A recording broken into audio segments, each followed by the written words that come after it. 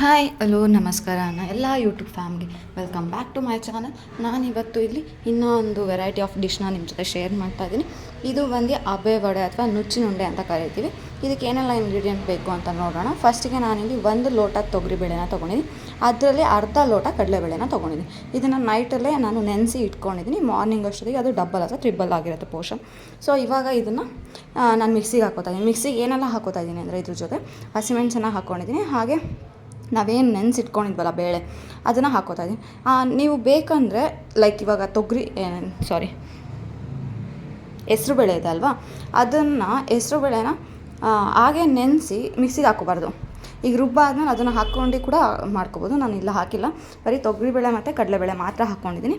ಈಗ ಇದನ್ನು ಮಿಕ್ಸಿಗೆ ನಾನು ಏನು ನೆನೆಸಿದ್ನಲ್ಲ ಅದಿಷ್ಟನ್ನು ಹಾಕ್ಕೊಂಡು ಹಸಿಮೆಣಸು ಖಾರಕ್ಕೆ ಎಷ್ಟು ಬೇಕೋ ಅಷ್ಟು, ಹಾಗೆ ರುಚಿಗೆ ಉಪ್ಪನ್ನು ಹಾಕ್ಕೊಂಡಿದ್ದೀನಿ, ಹಾಗೆ ಸ್ವಲ್ಪ ಶುಂಠಿನ ಹಾಕ್ಕೊಂಡು ಇಲ್ಲಿ ನಾನು ರುಬ್ಕೋತಾ ಇದ್ದೀನಿ. ಇದು ನೀಟಾಗಿ ಫೈನ್ ಪೇಸ್ಟನ್ನು ಆಗಬೇಕು. ನಾವು ವಡೆ ಮಾಡ್ತೀವಲ್ವ, ಕಡಲೆಬೇಳೆ ವಡೆ ಅಂದರೆ ಮಸಾಲ ವಡೆ ಮಾಡ್ತೀವಲ್ಲ, ಆ ಥರ ತರ್ತರಿಯಾಗಿರಬಾರ್ದು, ಫುಲ್ಲು ಫೈನಾಗಿ ಪೇಸ್ಟ್ ಆಗಿರಬೇಕು. ಈಗ ನಾನು ಪೇಸ್ಟ್ ಮಾಡ್ಕೊಂಡಿದ್ದಾದಮೇಲೆ ಈ ಒಂದು ಪಾತ್ರೆಗೆ ಶಿಫ್ಟನ್ನು ಮಾಡ್ಕೋತಾ ಇದ್ದೀನಿ. ಪಾತ್ರೆಗೆ ಶಿಫ್ಟ್ ಮಾಡ್ಕೊಂಡಿದ್ದಾದಮೇಲೆ ನಾನು ಇವಾಗ ಏನೇನು ಇಂಗ್ರೀಡಿಯೆಂಟ್ನ ಆ್ಯಡ್ ಮಾಡ್ತಾಯಿದ್ದೀನಿ ಇದ್ರ ಜೊತೆ ಅಂದರೆ, ನಾನಿಲ್ಲಿ ಸ್ವಲ್ಪ ಜೀರಿಗೆನ ಆ್ಯಡ್ ಮಾಡಿದ್ದೀನಿ, ಹಾಗೆ ಈರುಳ್ಳಿ ಸಣ್ಣದಾಗಿ ಹೆಚ್ಚಿರುವಂಥ ಈರುಳ್ಳಿನ ಆ್ಯಡ್ ಮಾಡ್ಕೊಂಡಾಗ ಮೇನ್ ಇದಕ್ಕೆ ಸಬ್ಬಸಿಗೆ ಸೊಪ್ಪು ಅಂತ ಹೇಳ್ಬೋದು. ಸಬ್ಬಸಿಗೆ ಸೊಪ್ಪು ಒಂದು ಅರ್ಧ ಕಟ್ಟನ್ನು ಹಾಕ್ಕೊಂಡಿದ್ದೀನಿ, ಹಾಗೆ ಸ್ವಲ್ಪ ಕೊತ್ತಂಬರಿ, ಸ್ವಲ್ಪ ಕರಿಬೇವನ್ನು ಹಾಕ್ಕೊಂಡಿದ್ದೀನಿ.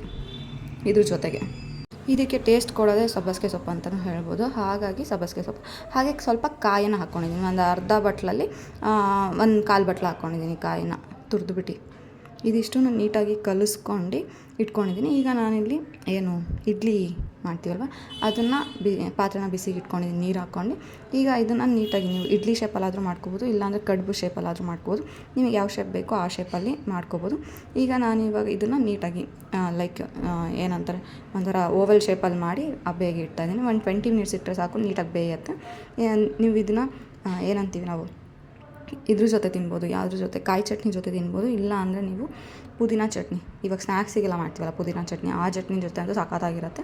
ಇವಾಗ ನಾನಿಲ್ಲಿ ಇಡ್ಲಿ ತಟ್ಟೆಗೆ ಎಣ್ಣೆನ ಸವರ್ಬಿಟ್ಟು ನೀಟಾಗಿ ಇದನ್ನು ಅಬೆ ವಡೆನ ಇಡ್ತಾಯಿದ್ದೀನಿ. 20 ಮಿನಿಟ್ಸ್ ಬೇಯಿಸಿದ್ರೆ ನೀಟಾಗಿ ಬೆಂದೋಗ್ಬಿಡುತ್ತೆ.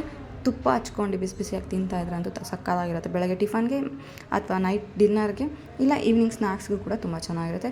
ಇದು ಆಲ್ಮೋಸ್ಟ್ ನಾವು ಮಾಡ್ತೀವಿ, ಅಂದರೆ ಸಂಡೇ ಸ್ಪೆಷಲ್ ಅಂತ ಮಾಡ್ತೀನಲ್ವ, ಹಾಗಾಗಿ ಸಂಡೇ ಏನಾದ್ರು ಸ್ಪೆಷಲ್ ಮಾಡುವಾಗ ಈ ಥರ ಏನಾದ್ರು ಮಾಡ್ತೀನಿ. ಈ ಥರ ಒಂದು ಇಟ್ಬಿಟ್ಟು 20 ಮಿನಿಟ್ಸ್ ಬೇಯಿಸಿದ್ರೆ ನೀಟಾಗಿ ಬೆಂದೋಗಿರುತ್ತೆ. 1 2ರಿಂದ 3 ತಿಂದರೆ ಸಾಕು, ಫುಲ್ ಹೊಟ್ಟೆ ತುಂಬೋಗ್ಬಿಡುತ್ತೆ ಹೇಳಬೇಕು ಅಂದರೆ. ಸೊ ಇದು ಏನು ಲೈಟ್ ಟಿಫನ್ ಮಾಡ್ತಾರಲ್ಲ ಅವರಿಗೆಲ್ಲ ತುಂಬ ಒಳ್ಳೆಯದಾದಂಥ ಟಿಫನ್ ಇದು. ತುಂಬ ಈಸಿಯಾಗಿ ತುಂಬ ಬೇಗ ಮಾಡುವಂಥ ಒಂದು ಡಿಶ್ನ ನಿಮ್ಮ ಜೊತೆ ಶೇರ್ ಮಾಡ್ತಾಯಿದ್ದೀನಿ. ಅಬೆ ವಡೆ ಅಥವಾ ನುಚ್ಚಿನ ಉಂಡೆ ಅಂತ ಕರಿಬೋದು.